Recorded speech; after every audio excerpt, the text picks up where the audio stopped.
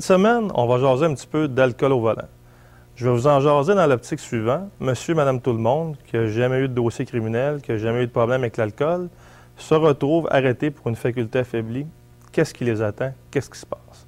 La première chose à savoir, sachez qu'il y a 2 lois au Québec qui régissent les facultés affaiblies, soit le Code criminel canadien et la SAC. Alors, qu'est-ce qui se passe si on se ramasse devant le juge? Première chose à savoir, votre permis de conduire est suspendu pour 1 an automatiquement.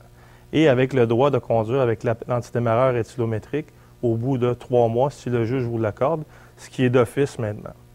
Deuxième chose, automatiquement, vous allez avoir une amende aux alentours de 1 000 $ plus les frais. Troisième chose, troisième conséquence importante, le juge va vous octroyer automatiquement un dossier criminel. Le dossier criminel a 2 impacts majeurs. Évidemment, au niveau du travail, ça peut affecter certains emplois, et l'accès aux États-Unis également qui est restreint. L'autre chose par la suite, la SAC également va vous imposer des conditions. Et sachez que vous devez les respecter avant de retenir votre permis de conduire. C'est-à-dire que si vous avez une suspension d'1 an imposée par le juge, mais que vous ne remplissez pas les conditions imposées par la SAC, vous ne récupérez pas votre permis de conduire, même si votre année de suspension est terminée. Alors, quels sont les 2 points importants que la SAC vous impose? 1, vous devez rencontrer un psychologue de façon obligatoire. 2, vous devez rencontrer également les groupes qui vont discuter de consommation d'alcool, le programme Alcofrin, entre autres, qui régit ça. Et donc, il faut remplir ces 2 conditions-là avant de récupérer son permis, même si notre année de suspension est terminée.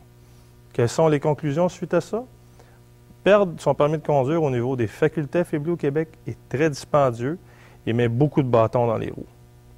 Autre conséquence importante suite à la perte de notre permis de conduire en raison d'alcool au volant, évidemment, les assurances vont augmenter de façon exponentielle et sachez qu'un dossier d'alcool au volant demeure inscrit 10 ans à votre dossier de conduite.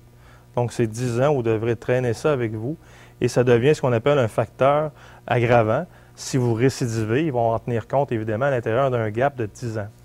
Donc, ce qui est important de comprendre, l'alcool au volant, c'est dispendieux, c'est compliqué. Et avant même de penser à faire ça, prenez le temps de bien vous renseigner, de bien préparer votre défense avant d'aller affronter le tribunal. Voilà, c'est ce qui fait le tour rapidement de l'alcool au volant. N'hésitez pas à contacter l'équipe de Québec Ticket. Nous sommes là pour vous aider à contester vos contraventions.